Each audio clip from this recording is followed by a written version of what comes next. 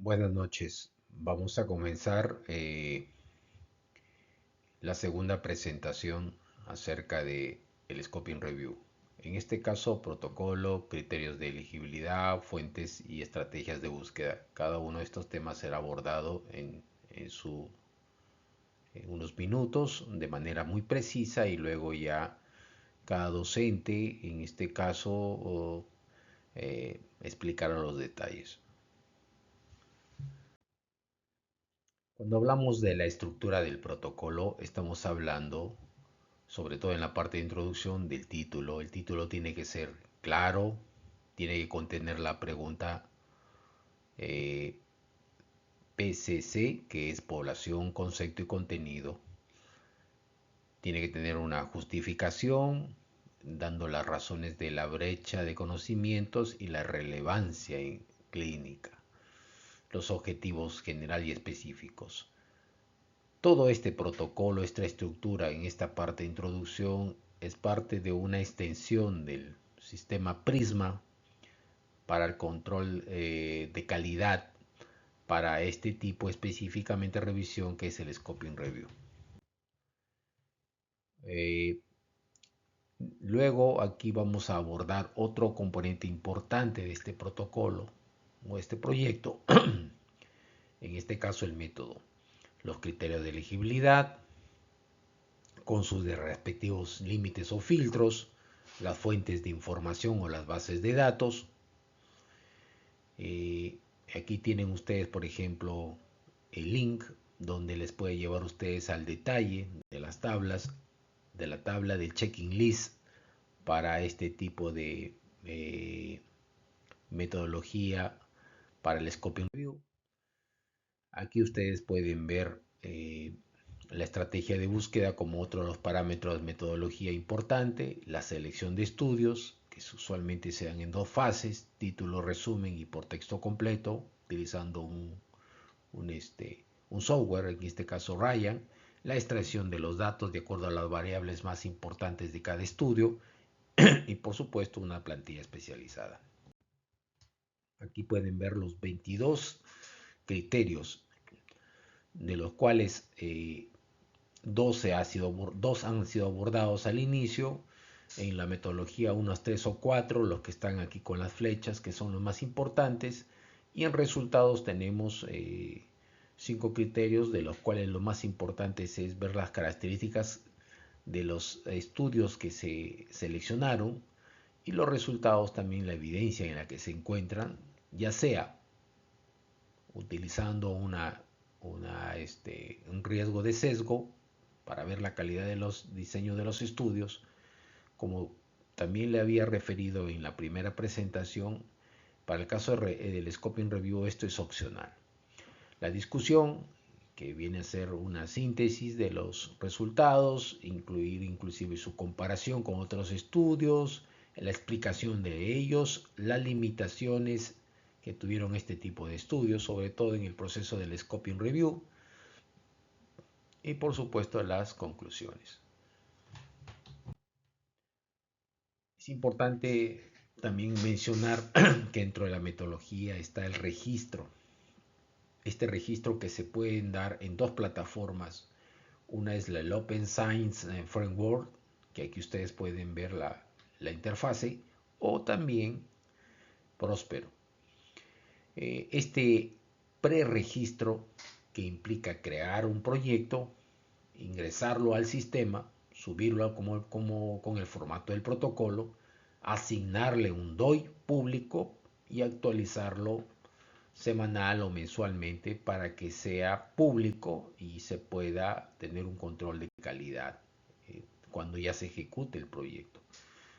Beneficios: evita la duplicación, cumple con los requisitos de la revista que exige un preregistro.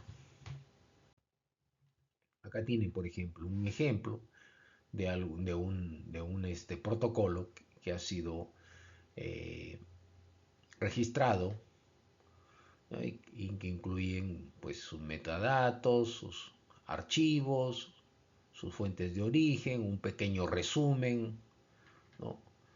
y algunas partes de análisis si es que se da el caso.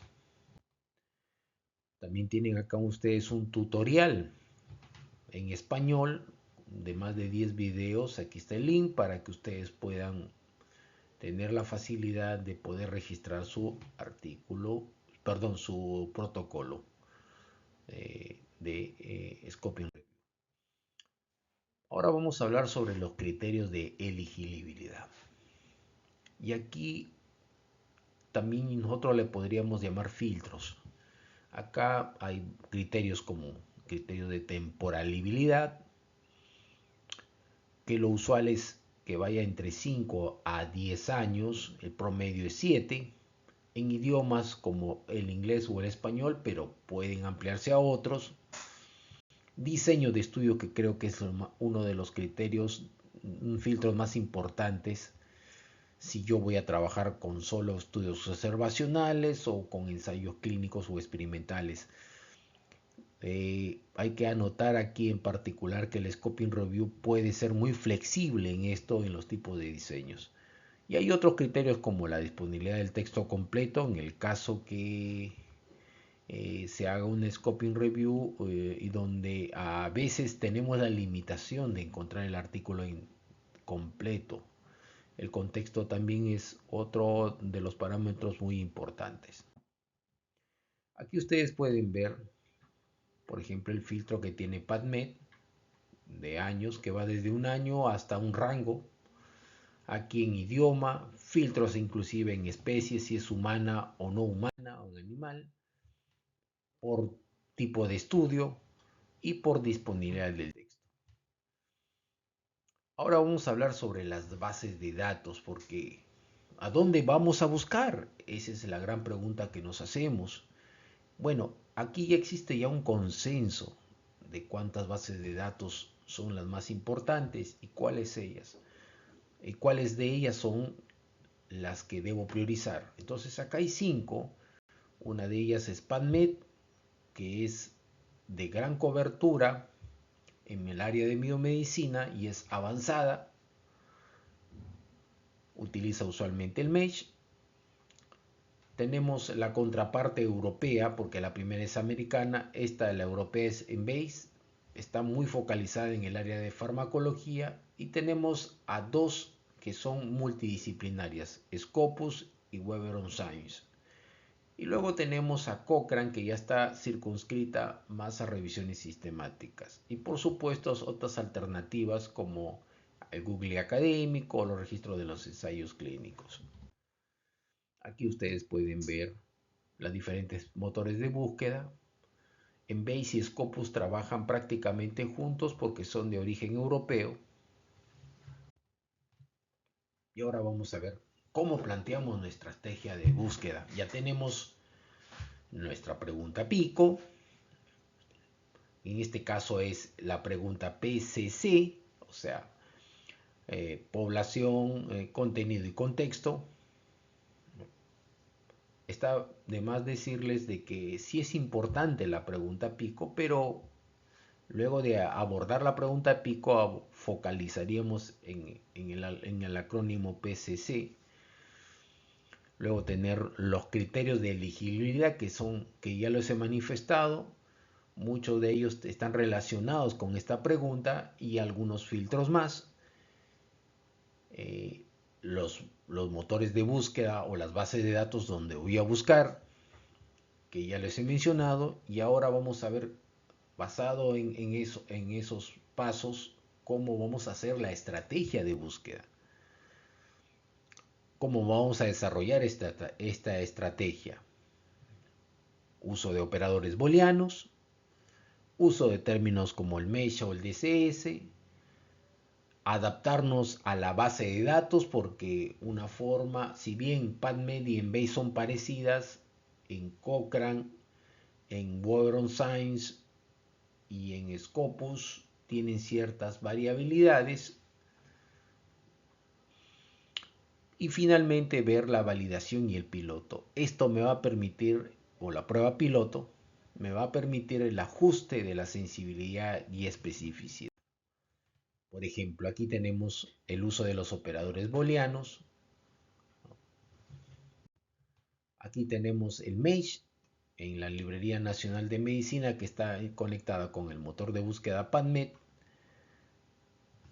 Para esta palabra, por ejemplo, Peripheral Arterial Disease.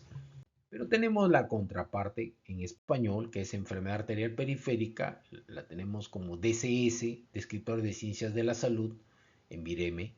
Y aquí también tenemos su contraparte en inglés, en portugués y en francés.